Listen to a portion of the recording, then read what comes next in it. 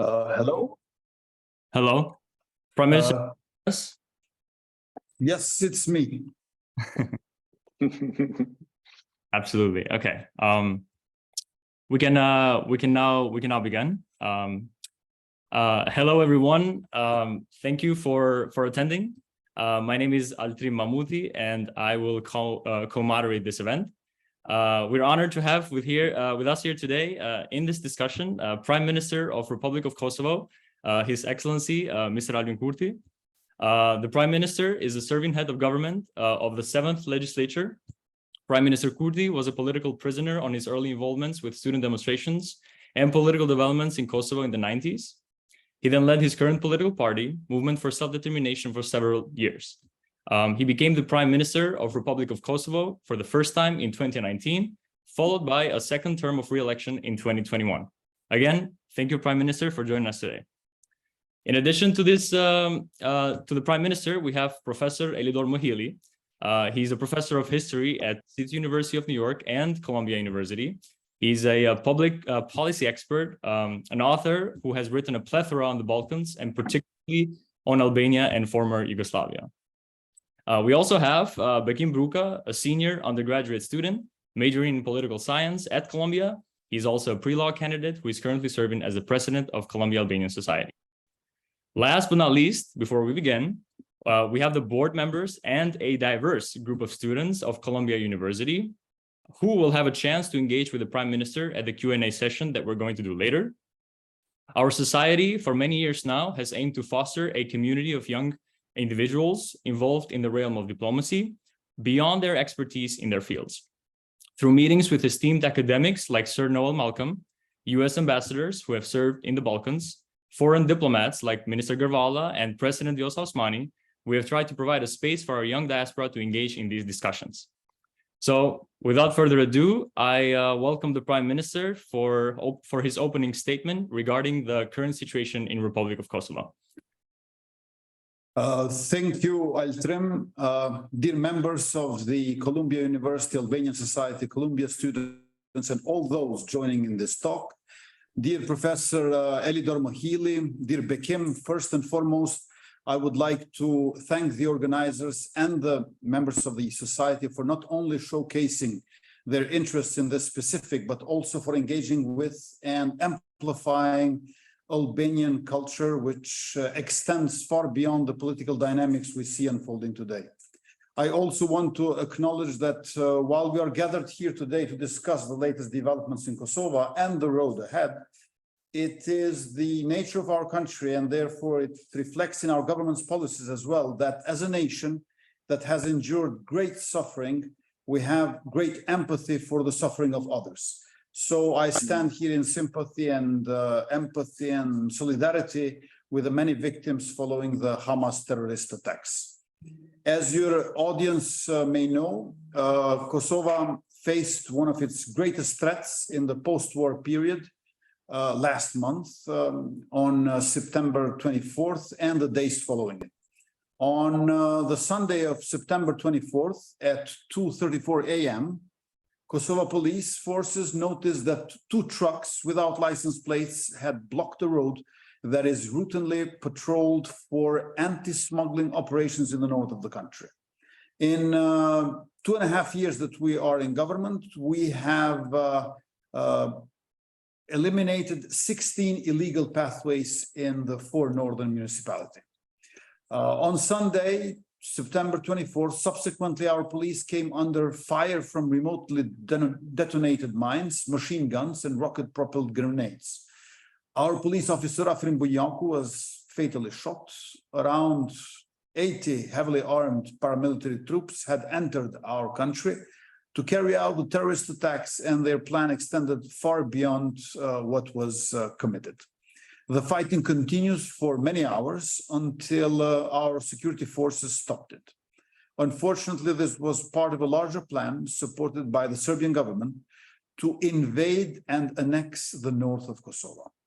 On that day and the days to come, our police and security forces confiscated large quantity of military-grade armament worth well in at least 5 million euros.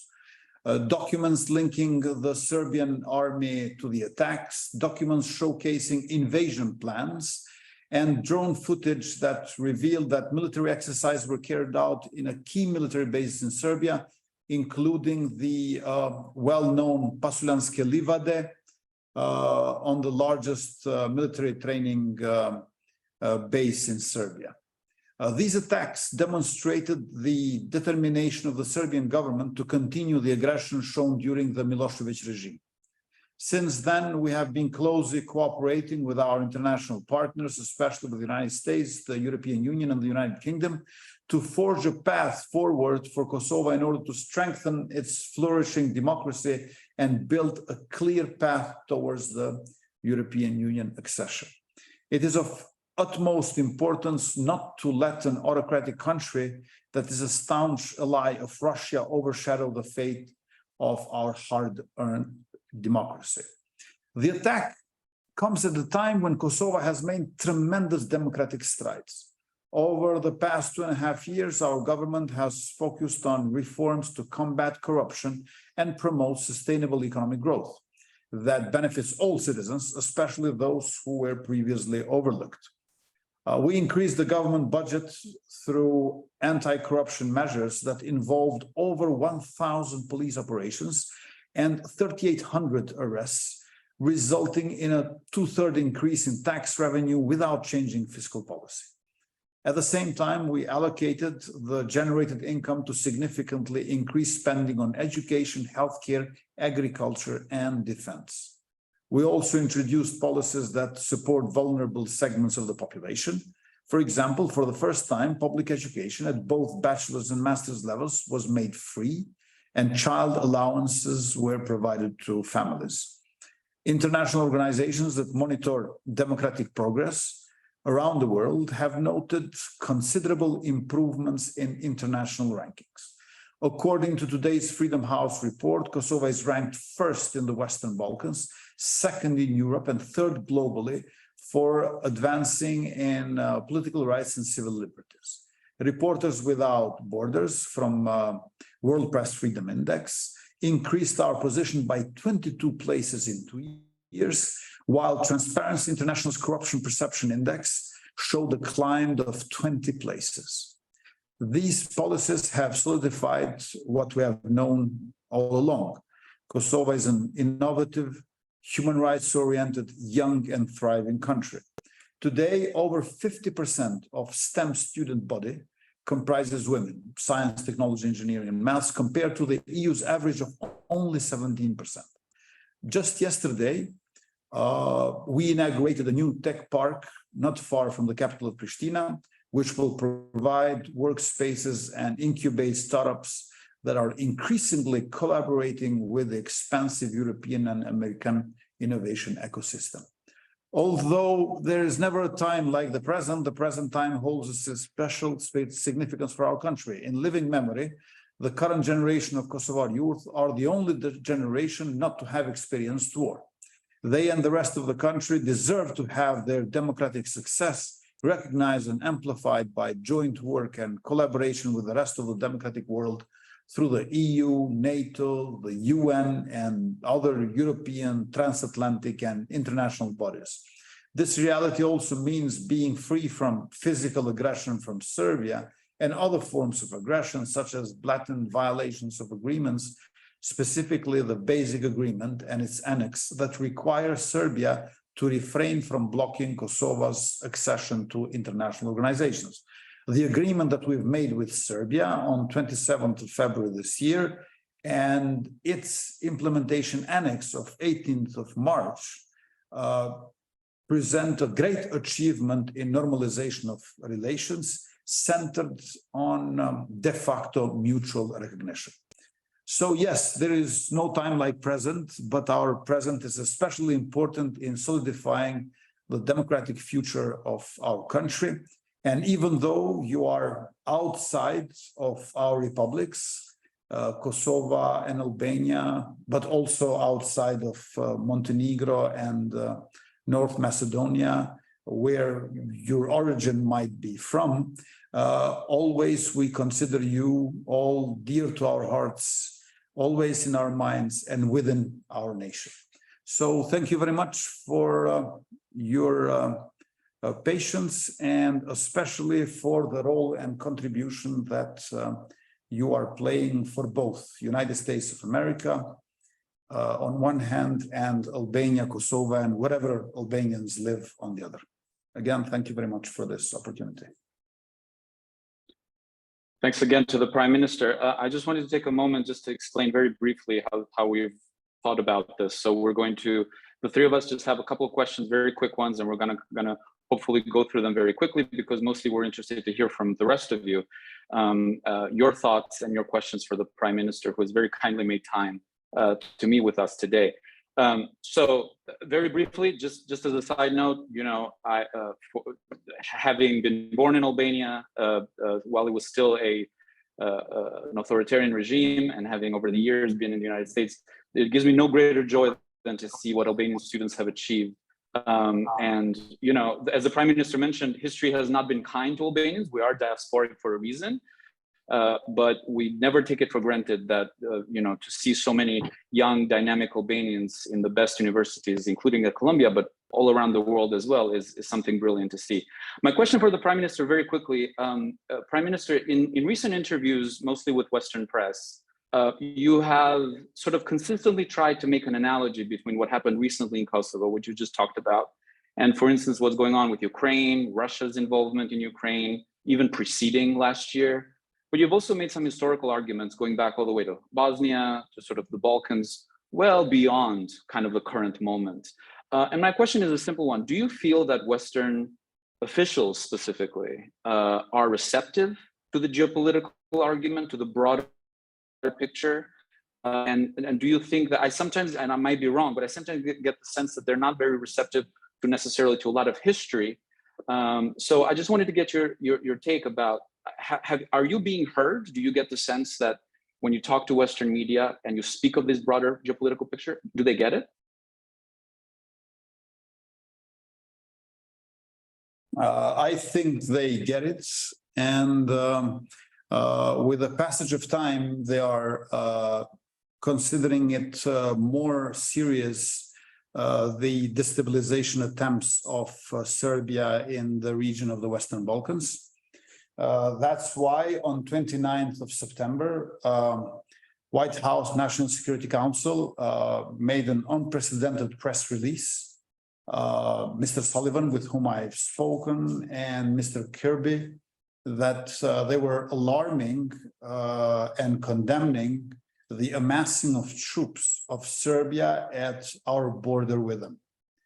Military troops only 5 days after terrorist criminal attack in Zvečan, in the vicinity and inside of the Orthodox monastery in Banjska there. So I think they are paying more attention to our explanations and our descriptions. And I believe that there is a stunning analogy between the fall of Soviet Union and the fall of former Yugoslavia. With the disintegration of Soviet Union, we got Russian Federation at the center with certain tentacles. Belarus, Donbass and Crimea, Transnistria in Moldova, South Ossetia and Abkhazia. And here with the disintegration of former Yugoslavia, we got Serbia with tentacles in Bosnia in the form of Republika Srpska there, then Serbian political parties in Montenegro who would like Montenegro out from NATO, certain structures in Kosovo, especially in the north, and Serbian Orthodox Church all over the region. So to me, Russian Federation seems like a big octopus with satellite parastates who are prone to destabilizing the continent. And Serbia is not a big octopus, but rather like a small quadrupus with destabilizing potential in our region, in the Balkans.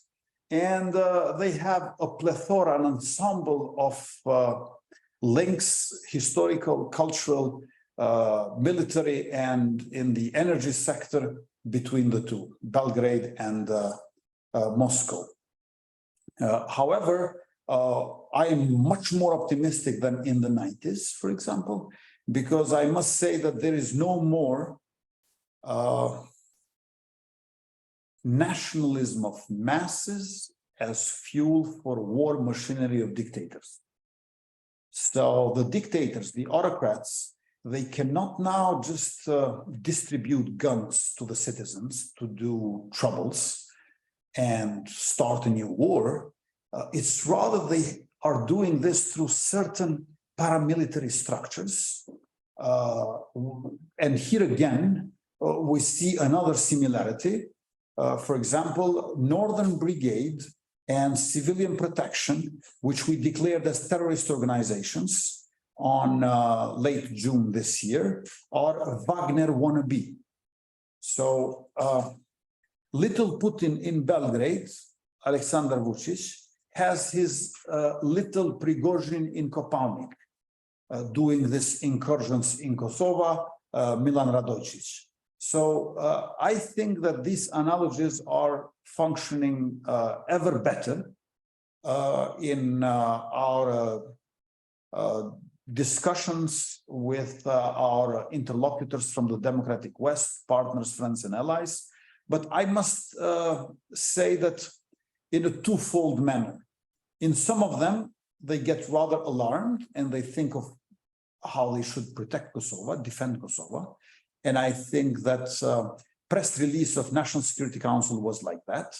But I must admit, among friends with you, that certain politicians and diplomats, after we do such explanations and descriptions, they rather get scared. And that's not helpful, you know? So I would like them to get worried, but not afraid.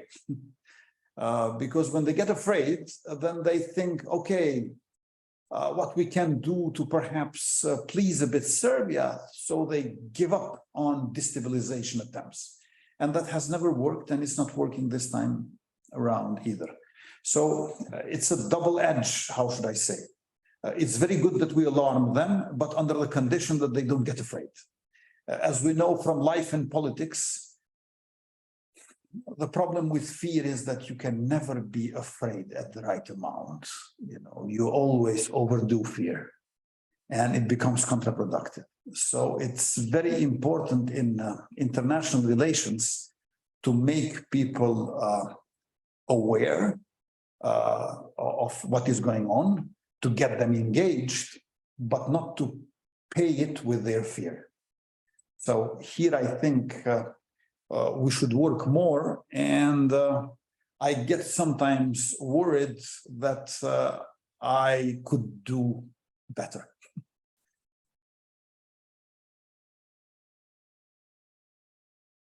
Well, thank you, Mr. Prime Minister.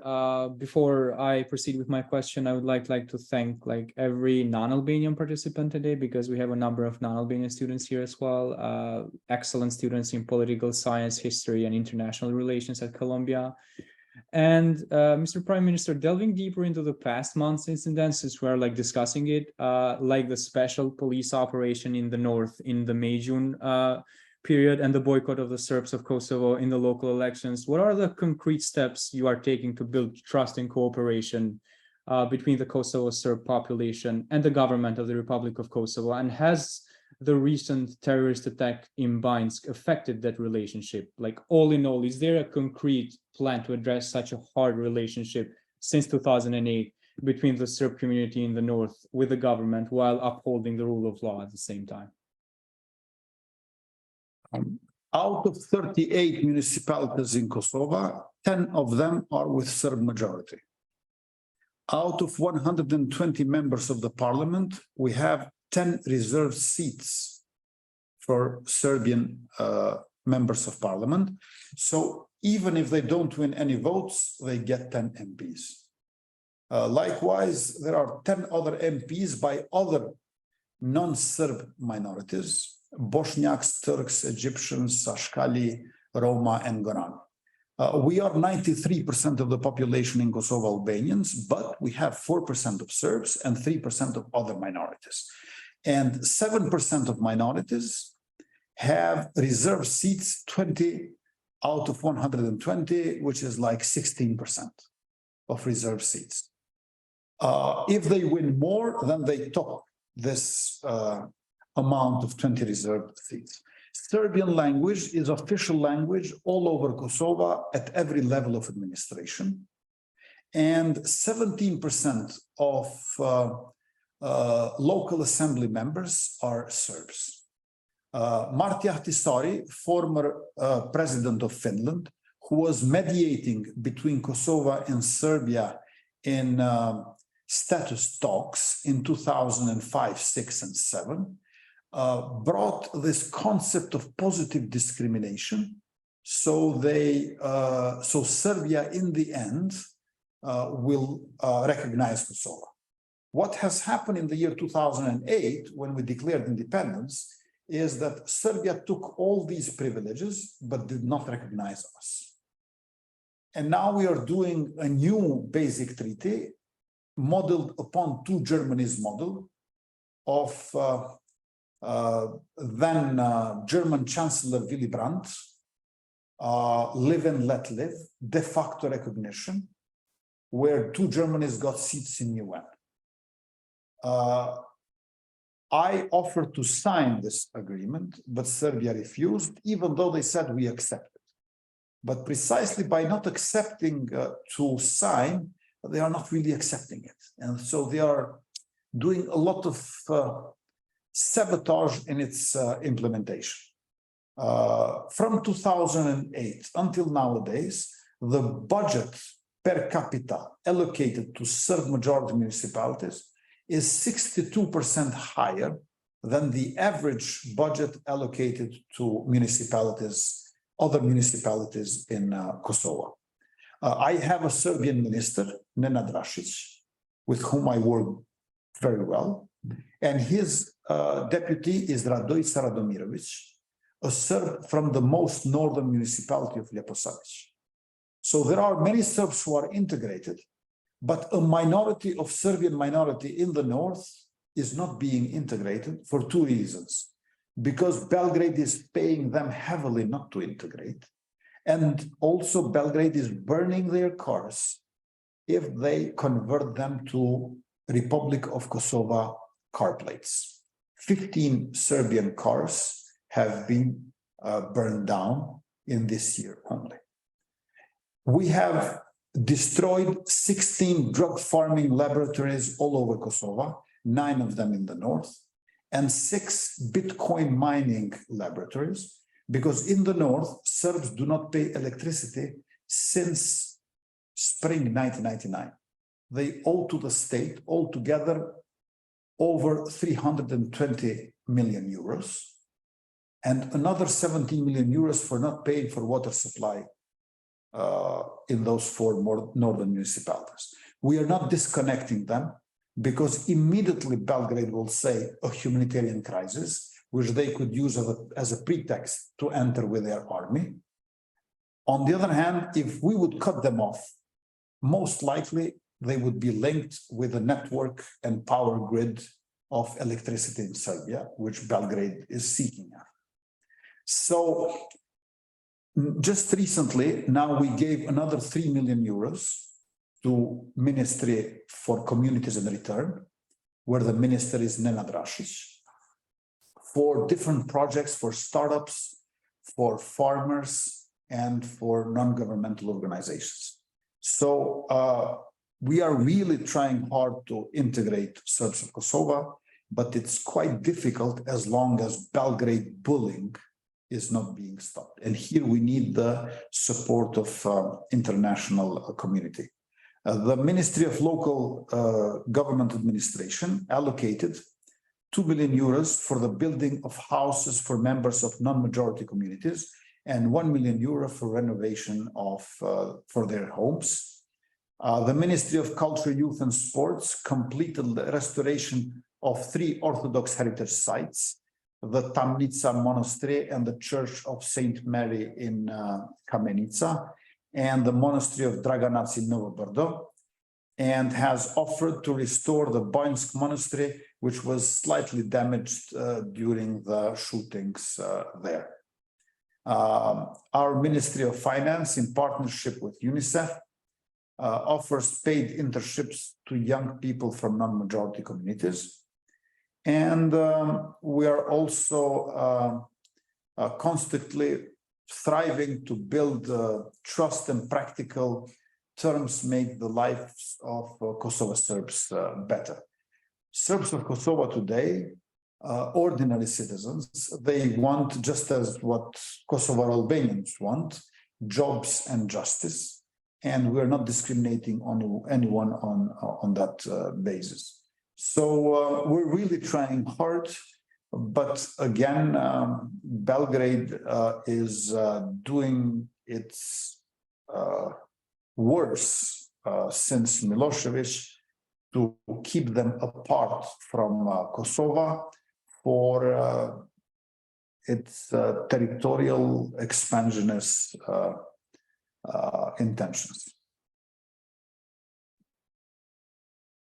Thank you very much. So I have just one more quick question. Altrim will ask one, and then we'll open it up. So for the rest of you that are joining us, get your questions ready.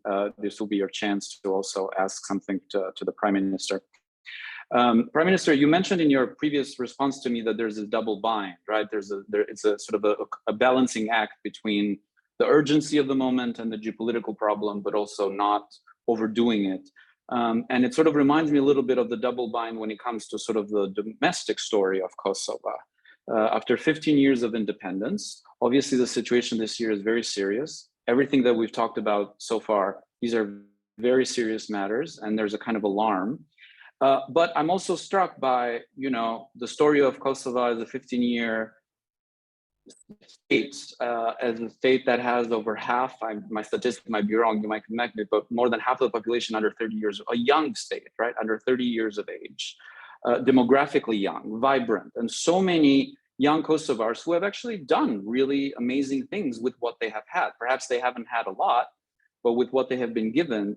And so what would you say is the vision of a young person in Kosovo? Do they see a future for themselves in Kosovo today?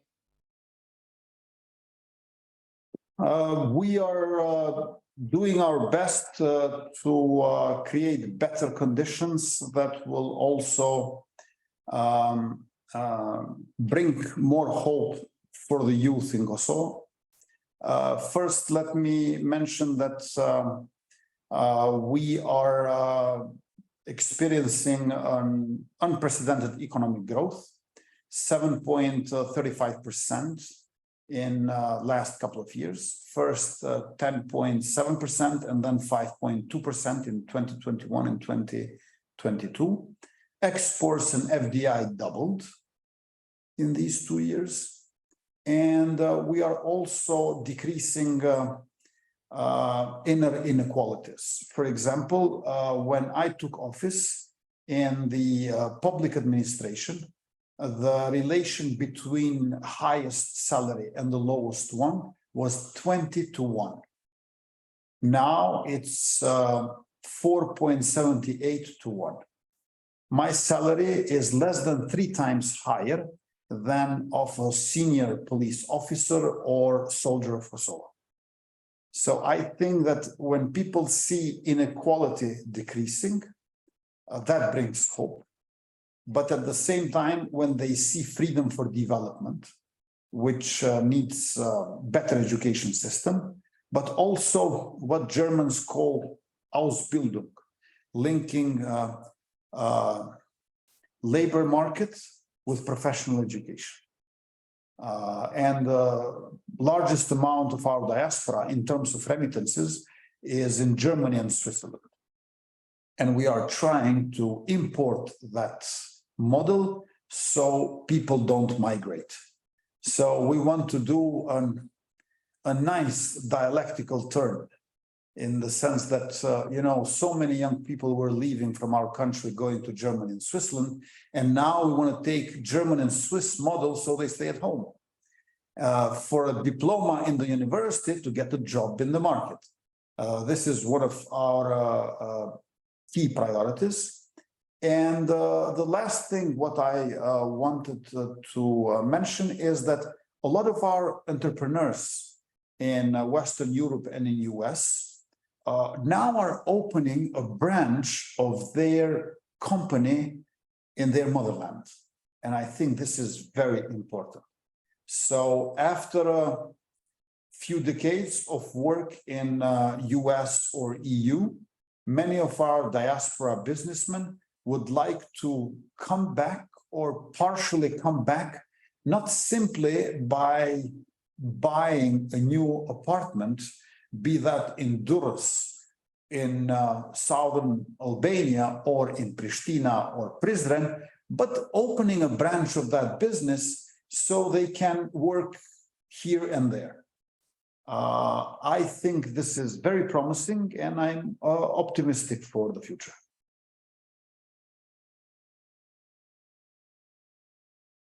All right.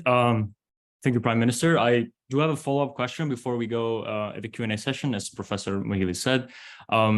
Sort of like in the grand scheme of things, we talk about Kosovo, Republic of Kosovo being good relations with most of its neighbors, and sort of like that development that happens in Western Balkan 6. So again, my question would be, in the grand scheme of things, how do you envision a completely integrated and developed, or also progressive Western Balkan 6? Do you think Kosovo has the power to provide those certain tools to lead by example in the region? And if so, how does that happen? On Monday, there will be Tirana summit within the Berlin process. And I think that Berlin process is the right platform to bring Western Balkan 6 into European Union. The key ingredient of Berlin process is common regional market. And in November last year, we have signed 3 agreements, all 6 countries, namely agreement for free circulation and travel of all our countries in the Western Balkans with ID card only, and recognition of higher education qualifications and of professional qualifications for dentists, doctors, and architects. We are going to expand this on Monday in Tirana with new agreements. However, there are certain paradoxes going on. For example, from 1st of January 2024, no citizen of Kosovo will need any more visa to travel to Schengen area in European Union. And outside of it, for example, Norway is part of Schengen, but not part of EU. However, I, as Prime Minister of Kosovo, will not be able, even with diplomatic passport, to go to Sarajevo, because Bosnia and Herzegovina ratified only 2 out of 3 agreements since Republika Srpska there used its veto power. So we need to have good neighborly relations in the region, but due to Serbia, Bosnia and Herzegovina does not recognize Kosovo, and due to ruling party in Serbia, only 35% of citizens of Serbia want Serbia to join EU. So I think that all countries of Western Balkan 6 who want to join EU should join EU by 2030. And this has been a pledge, a promise, if we do our homework, of no other than President of European Council, Charles Michel. When I was in the same room with him when he delivered his speech at the Bled Strategic Forum in Slovenia. Therefore, yes, we should join all EU. I think it's most reasonable to expect that we will join jointly, not one after the other, but all of us at the same time. Just like 10 countries from Baltic countries to Cyprus joined EU on January 1st, 2004. And beforehand, this Berlin process could turn into EFTA EEA, European Free Trade Agreement, European zone, as a kind of preparatory phase towards accession. Just like Norway, Iceland, Liechtenstein, and Switzerland have such a model. That's why I hope the Berlin process in these next years until full accession will turn all the countries of our region into new kind of EFTA EEA. I propose to call it CETA, Southeast European Free Trade Agreement. But again, only those countries that want to join. You cannot force a country into joining EU. That's why when I say joining EU, as the things stand now, with Serbia not really wanting to join EU, we can speak of 5 countries who want to join EU. Again, this number 5 is with a footnote, because unfortunately, Republika Srpska in Bosnia has veto power. And in spite of Croats and Bosniaks wanting to join EU, and they comprising over 2/3 majority of population there, because of Republika Srpska veto power, Bosnia and Herzegovina would not be able to join EU. So I think that there are these bilateral disputes which make our region lag behind. But these bilateral disputes have a root cause, and that is the fact that Belgrade is not distancing itself nor from its past, namely Milosevic, nor from its current state of affairs, which makes them a key ally to Kremlin after Minsk, Belarus, and consequently not joining European security and foreign policy and imposing sanctions to Russian Federation, being the only country who refuses to bring on sanctions to autocratic Kremlin regime, which did invasion and aggression to Ukraine something over a year and a half ago. All right, Prime Minister, thank you. We're now going to, or segue into our next part of this discussion, which is the Q&A with our student body. We have a list of students that have several questions. So for the students, please, when you're off mic, present yourself, first and last name, and the affiliation of school and your field of study. So without further ado, please, the first student to ask the question, go ahead. Hi, so I'm Liana Zaimi. I studied biology at Columbia, but now I'm doing medical research at the National Institutes of Health. And I just want to first thank you for coming here today and giving us the opportunity to have this conversation with you. And so my question is, how do you view the role of advocacy by the diaspora in addressing current security issues? What has been your approach to diaspora mobilization, and what do you wish to see from diaspora students specifically going forward?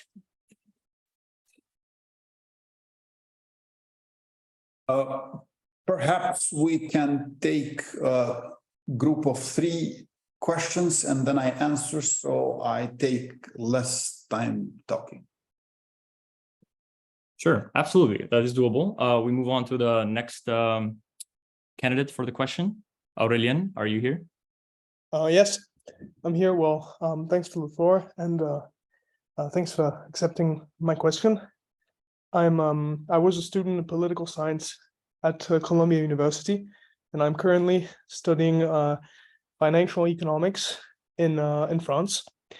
And so I've got a question: is that the affirmative action favoring the Serbian minority in Kosovo, albeit compliant with the rule of law, seems like a short-term solution to the problem. There are, in my personal opinion, numerous examples that illustrate that this might be likely to increase the degree of political consciousness of the Serbians to an even more dangerous level than the one it already is, increasing their claim over Kosovo and the state to the expense of the Albanians. Now, to make sure we only have one political community in Kosovo, I would like to ask you, which options do you consider more likely between the long-term exclusion of the Serbians from Kosovo or the creation of an artificial non-ethnic Kosovar identity enforced by state nationalism to both Albanians and to Serbians alike in Kosovo?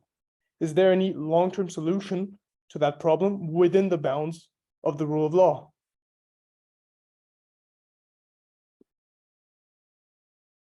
On to our next candidate for the question. Hi, my name is Edita Butuce. I'm from Shkup, North Macedonia. I studied physics at Columbia University in undergrad, and I'm currently pursuing my graduate studies in atomic physics at MIT in Cambridge, Massachusetts. So given that I'm from North Macedonia, my question to you would be, due to the recent developments and events that have happened in the northern part of Kosovo, what is your stance on Kosovo's participation in Open Balkan?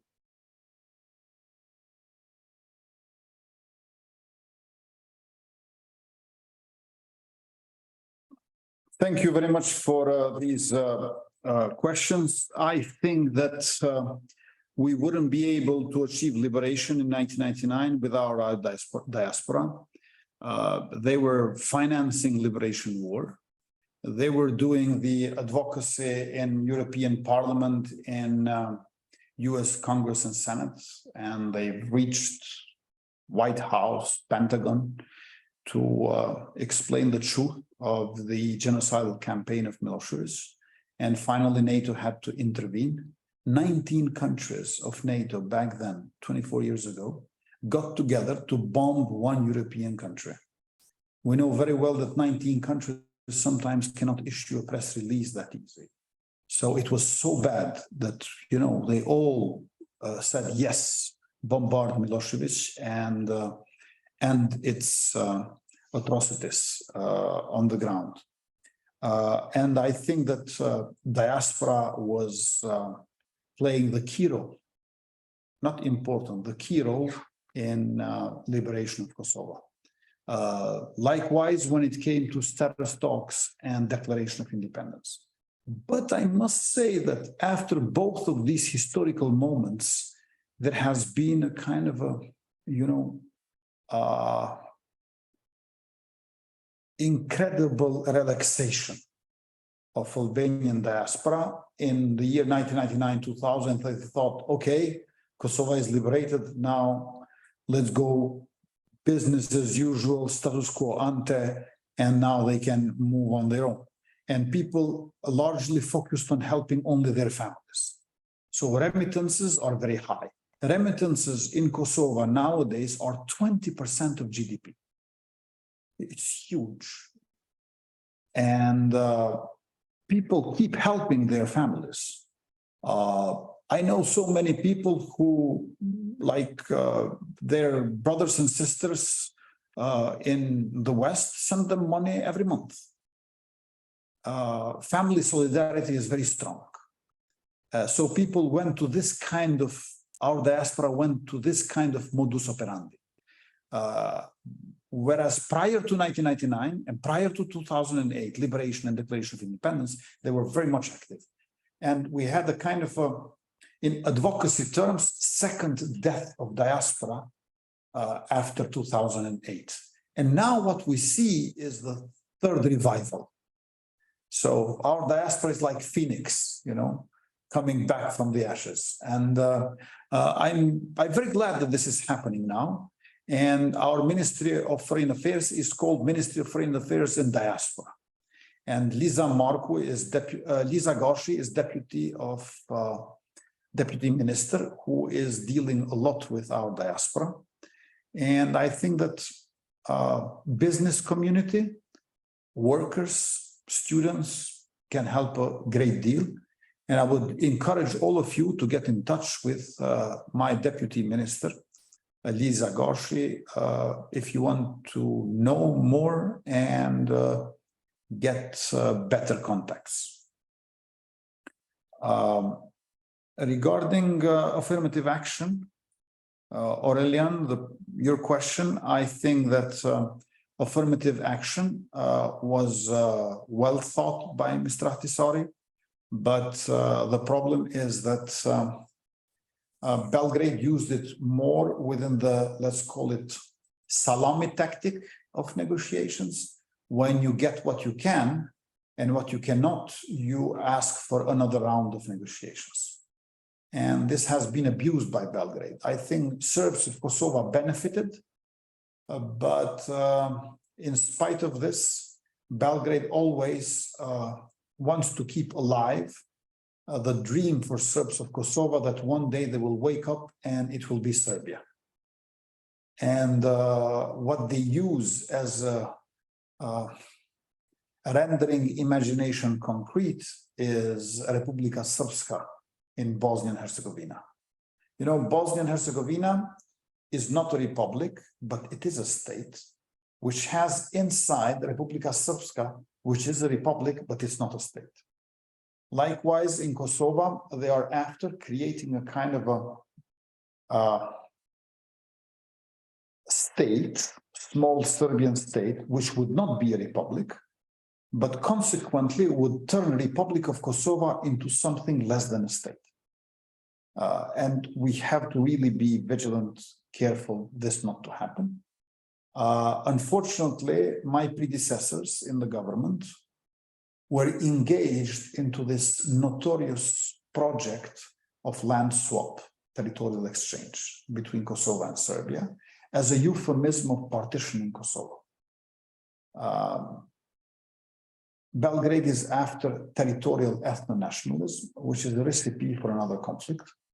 Now things are back on track, but so many people are disappointed in the north because they thought that Serbian army will come and save them.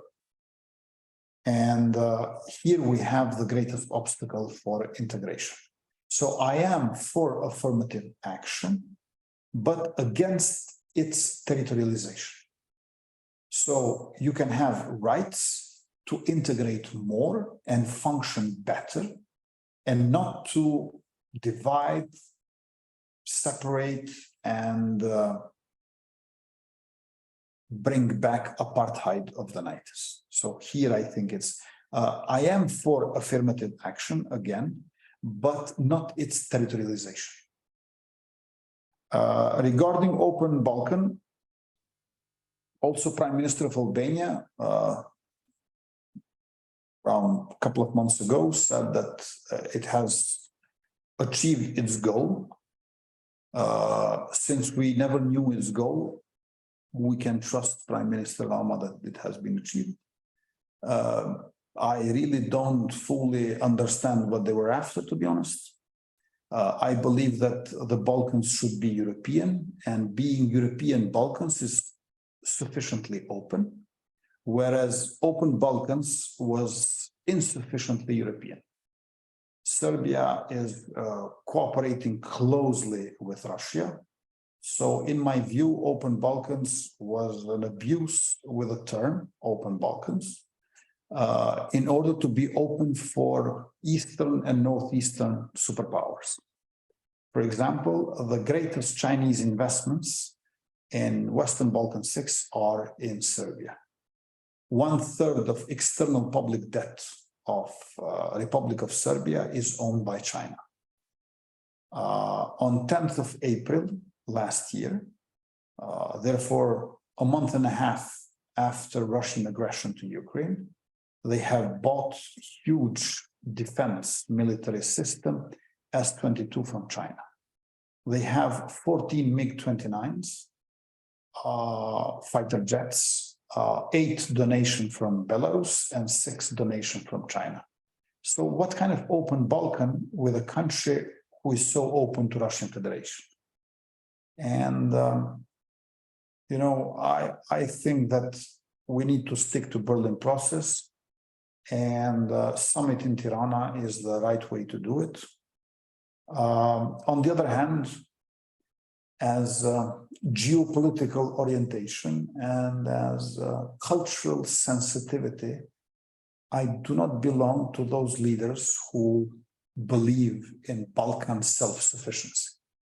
I think that Balkans should become European.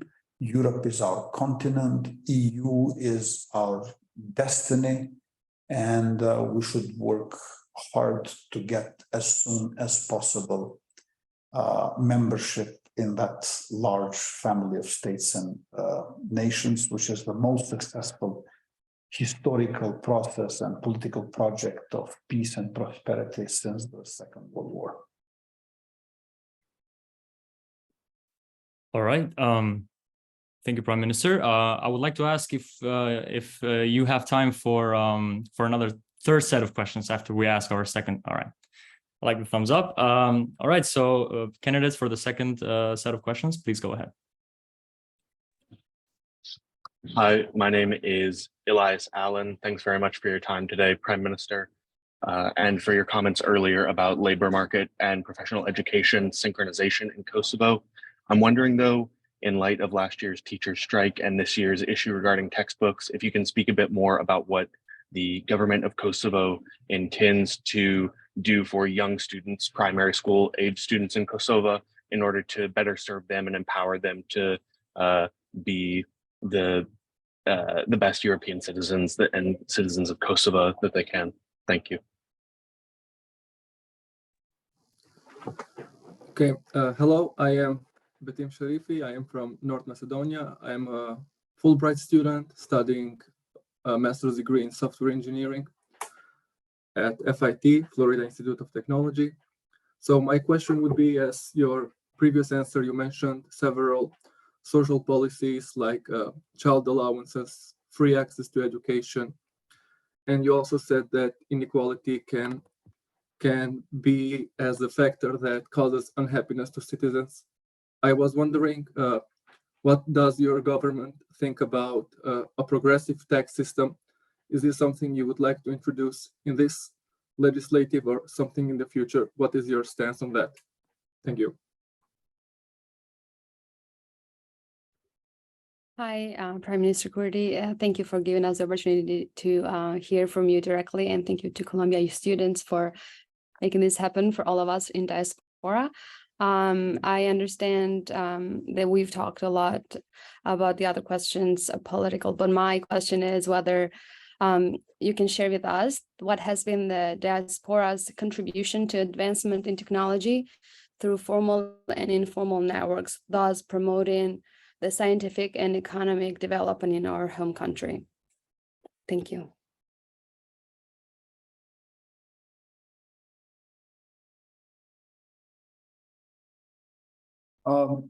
We learned this dual education system, vocational education and training, from some of our diaspora friends in Switzerland. We have started with 4 profiles last year, and we added another 8 this time in 21 schools in 13 different municipalities. Of course, we do not want to discourage people from studying in university, but at the same time give an opportunity for non-academic professionalism, because we have had this sad phenomena where people with master degree have to work maintenance jobs. And I think we must build this bridge between labor market requirements and professional education. There has been an ironic joke here in Pristina. For example, why macchiatos are the best in the entire Europe are not in Italy, but are in Pristina. And the joke goes that, the waiters are with master degree in sociology. So, it's very sad, but you could see waiters with master degrees in Pristina. And this has to change. We have to see, like what we're doing, perhaps more people encouraged to study technology, natural sciences, and not as if it has been accustomed our population immediately after the war. When it was so fashionable to study diplomacy and international relations, but we have only 30 or so embassies around the world. So we have to without denying any of the talents of the people, but at the same time try to adjust to the requirements of the labor market and the needs of our country. We are building kindergartens because early education is crucial for success in life and for achievements in career. And also we plan to bring coding into high schools and elementary schools. Kosovo has 1,500 prominent ICT sector companies, and vast majority of them are doing exports. And ICT is a great net contributor to bringing a positive trade balance in Kosovo. There are around 4,000 students in faculties and universities all over Kosovo studying computer science, like soon becoming software engineers and developers. And there is a huge potential to business process outsourcing, to nearshoring, to friendly shoring for all the companies, and especially companies from US and EU countries who are moving out from Russian Federation. We would like them to stop by in Kosovo, where average age of the population is 31 years only, and everybody speaks English. Many of them German as well, because of our diaspora, and where the operation costs are pretty low in terms of renting of the premises and low salaries.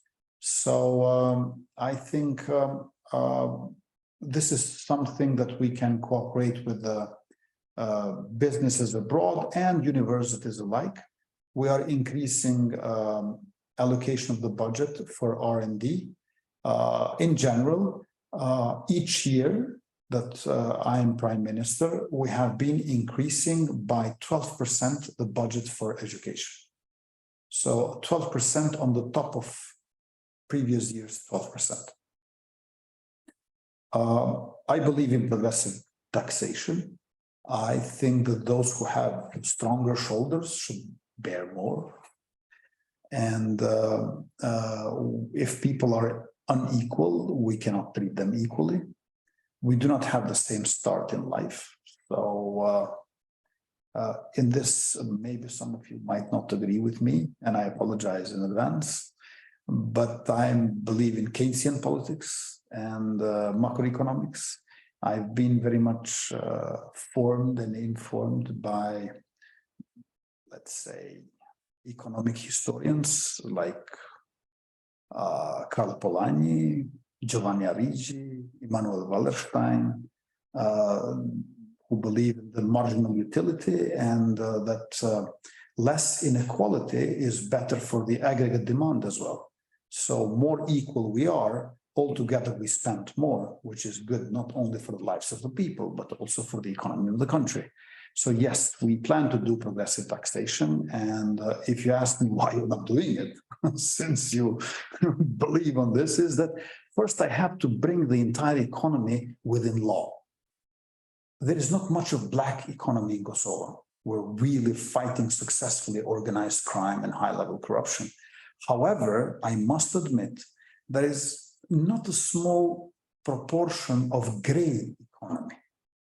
And if I would now bring progressive taxation with this proportion of gray economy, which is in Kosovo, I would end up being perceived as someone who is punishing businesses who are legal in contrast to those who are half legal.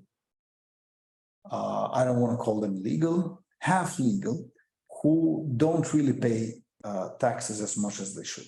So first we need to formalize the economy and then to do the progressive taxation. Until 2027, we plan to spend altogether around 130 million euros in digital transformation, which is a larger concept than digitalization, especially expressed in industry, healthcare, education, and public administration. And we have also increased the budget besides education in healthcare and defense. So in all these fields where we have significantly increased state budget allocation, we could cooperate with universities abroad. And I think that here is the space that we should make use of in cooperating. We have, again, Deputy Minister of Foreign Affairs and Diaspora, Lisa Goshi. She studied in US. That is your best contact to see how we can, number one, link our ministry and our government with you. And number two, how we can help you in creating better networks, because we know so many experts, professional students in US that can get even more organized in helping each other and helping us here. Thank you very much. We have a live stream going on, so we want to thank everyone that's actually watching us live stream on Facebook and our social media. And Bekim is going to ask one question from the live stream set before we conclude.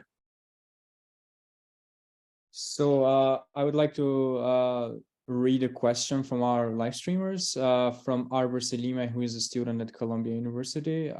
He's asking Prime Minister Kurti, as an Albanian from Vuhla, Montenegro, I'm concerned about the rights and well-being of the Albanian minority in Montenegro. What steps and initiatives is your government taking to support and advocate for the rights and interests of Albanians in neighboring countries, such as Montenegro, and promote better cooperation and relations in the region?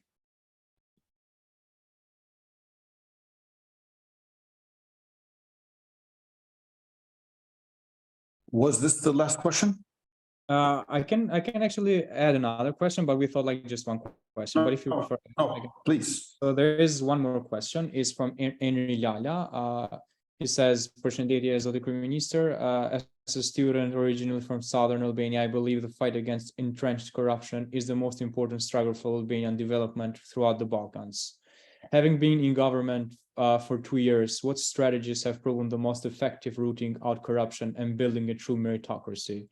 Faleminderit për kontributin tuaj, ju përshëndes nga Kalifornia, Henry. Thank you very much. First, Albanians in Montenegro ensured independence of Montenegro back in 2006 when they were flooding Montenegro with flights from US to vote in a referendum for independent state of Montenegro, which won by a margin of 5%. So I think it is very important to remind both Montenegro and US how decisive the Albanians were. And I believe still are, because Montenegro's old problems are its current problems as well. We are now facing a situation where a pro-Belgrade and pro-Moscow politician in Montenegro is about to become Speaker of the Parliament, Andrija Mandić, and where the president is pro-Belgrade, even though he's trying to do it in a rather sophisticated way, and where the next prime minister risks to become dependent upon official Belgrade. So I think the people of Montenegro, Montenegrins, Albanians, Bosniaks, and all others who are pro-NATO, pro-US, pro-EU, should gather forces and defend Montenegro from Serbia and Russian Federation. Montenegro was historically the object of desire for Moscow, because through Montenegro, they were seeking to get into warm waters. And I think that the improvement of the rights of the Albanians, be that in Plavën Gusi in Buthaj, or in Malsi in Tuz, or in Ana Malit Ulqin and Kraja and Tivar, their rights can be improved also by bringing them hand in hand with the struggle of protecting Montenegro from Serbo-Russian influence. Regarding anti-corruption, we notice that there is corruption in the institutions of the system and in the society alike, but we have decided first to eradicate corruption within the institutions. So out of 3,800 people being arrested for corruption, almost 10% were public officials. You have no credibility or legitimacy to fight corruption in the society if you have it within the institutions. I believe that we were a bit lucky because the corruption in our country was not a cultural phenomena, but rather within the institutions. And when corruption becomes cultural phenomena, then it is very difficult to eradicate it. When corruption gets into trickle-down effect of capillary being within the body politic, instead of what we had in Kosovo, corruption being quite concentrated at the top. So by replacing the government with a new progressive reformist one, we did the greatest part of the job, I must say. There has been a recent study for the Western Balkan 6, and it is interesting that the conclusion was, this study is like, I don't know, 3-4 years ago, that in Kosovo, 10% of the families were paying bribes in order to get public services that are supposed to be guaranteed by the state. In one of our Balkan countries, this percentage was 34%. So this means that the corruption in Kosovo was quite high, but also very much concentrated. So when corruption is concentrated, it's easy to fight it. When it gets decentralized, it could be too late. In our case, we were lucky. So we managed to fight the corruption by eliminating it through democratic elections, bringing new government and fighting it with firmness within the state institutions.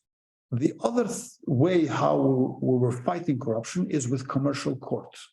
So this backlog cases from the business relations, now they got their own court, commercial court, 1 year now that is functioning quite well. And the last element is the Bureau for Confiscation of Inexplicable Obtained Wealth that has passed in the parliament in the first reading, and now we wait for the second one. And we're doing our best to have a vetting process in order to render our prosecution active and our judiciary efficient. So my dream is to make a new chief prosecutor of Kosovo who's going to become more famous than myself in fighting crime and in speaking out against corruption and against organized crime. So I think that all Balkan countries need their small Elliot Ness who are going to fight our small, or perhaps not that small, Al Capones at home. I'm saying Elliot Ness, not Giovanni Falcone, due to the tragic ending of the second. So we need prosecutors on the lead all over Western Balkan countries, and in this way move as fast as possible to the EU accession. So thank you very much for this opportunity, and let's hope that we meet together virtually or for real here in Kosovo or there in US. Absolutely, Prime Minister. We would love to have you over here at Columbia University. We want to thank our audience for all these wonderful questions and the people on the live stream again. As we have come to a conclusion of this discussion, we will welcome you again, Prime Minister, for one closing statement, one sort of advice, if I may say it, for us, for the youth in diaspora, and sort of like a motivation of some sorts that should we get more involved in diplomacy, even though we are in different fields. So yeah, please, a closing statement for our students and our student body. Well, I think that our diaspora, our students are doing great. We need more cooperation. We need more associations and organizations, so we get this effect of synergy of contribution of each of you. And at the same time, I believe that it is moment to have collaboration between universities in Albania, in Kosovo, and in the Balkans in general, with universities in US and in EU, because the quality education that our youth gets is the most telling about the future that we are going to have. So read and study as much as you can. And I shall better stop here because before I get too nostalgic for the time when I was a student. Absolutely. Thank you again. We have concluded our discussion session today. I want to deeply thank you, Prime Minister, for being with us here today. I want to thank your cabinet for making it happen, and in cooperation with our board members at the Columbia University Albanian Society. We want to thank our faculty, Professor Elidor Mehilli, for being here with us today and participating in this sound and exciting conversation. Again, I want to thank all our participants, our non-Albanian participants that are very keen to learn about Albanians at Columbia University and our culture as well. So thank you, everyone. Please make sure that you check our social media presence on Facebook, Instagram. Make sure that you can follow us, and this recorded meeting will also be available to all of you on YouTube after a couple of days. Again, thank you, Prime Minister, and be well. Thank you all very much. Thank you.